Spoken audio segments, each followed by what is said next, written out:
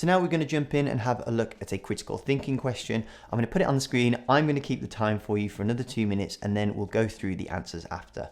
So get ready, 3, 2, 1, go.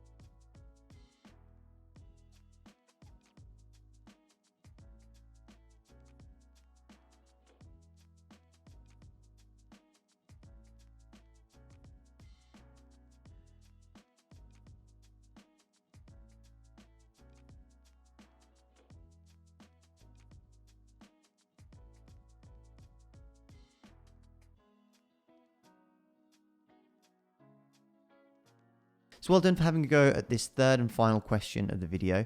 I'll talk you through it and kind of explain how we go about the answer. So let's just read it out first. In the UK in the 1990s, there was an outbreak of the brain disease Creutzfeldt-Jakob disease, which caused by eating beef from cattle infected with the disease bovine spongiform encephalopathy. So the type of meat thought to be infected was taken out of the food chain in 1989, and cases of Creutzfeldt-Jakob have been declining since 2000. Susceptibility to CJD is associated with 2 variants in a gene, M and V. We can inherit 3 possible combinations, MM, MV, and VV. Until last year, all 170 people diagnosed with the disease in the UK had the MM combination. Recently, someone who had the MV combination has died of the disease. In the UK, 38% of people have the MM combination, and 51% have the MV combination. So, what conclusions are we going to draw from this? So before we go through the possible answers, let's just have a look first at kind of what we've decided. So we're told here that CJD is a brain disease caused by infected beef, that cows that had it have been taken out of the food chain, so then they're not around anymore. The gene to do with it has 3 possible combinations, and everyone who died of it until last year had the MM variant. So this is going to be the one that's most likely to kill people. We've got to be careful about what we can infer from that. One person died with the MV variant. 38% of the population has the MM, and 51% has the MV variants. Okay, so the way that we do this is we just take this one answer at a time. So what I'm going to do is go through A first. So 11% of the people in the UK are not susceptible to CJD. So we have the 38% here of the MM, which we were told is the bad one. The other one, which one person has died from, is not as bad. That's 31. So obviously the difference here is 11%. We've got to be careful about making assumptions that just because someone's got the VV combination means that they are not susceptible. So just because kind of absence of evidence is not the same as evidence of absence, right? Those are not the same things. So the option is concluding that the VV variant makes you immune to CJD. This is incorrect, of course. It's making a lot of assumptions. There's no evidence to suggest that VV are immune. Just because no one has died, it doesn't kind of make you impervious to CJD. Okay, so again, yeah, and when we look at this rationally, it's a very small sample size, and it's taken a long time for the MV variant to cause a death. So you're not sure. So we're making a big assumption by selecting this one. Now I'm going to B last, dead giveaway as to which one is the correct answer. But let's have a look at C first. Eating infected beef does not cause CJD in everyone with the MM combination.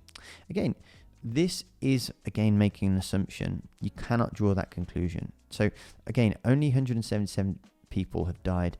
MM is really common. So we have to be very careful here with what we infer. In all likelihood, this is probably true. However, we can't, because what it's saying here, that lots of people had the MM combination, and of those that died, the MM combination was the most prevalent. Pretty much all the ones that died had the MM combination.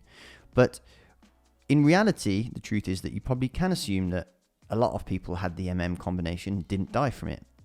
But you can't assume that. We don't know, and we don't have the data to say how many people actually ate it. We literally cannot make that assumption without just from what is said to us in the passage here. And that's the important thing.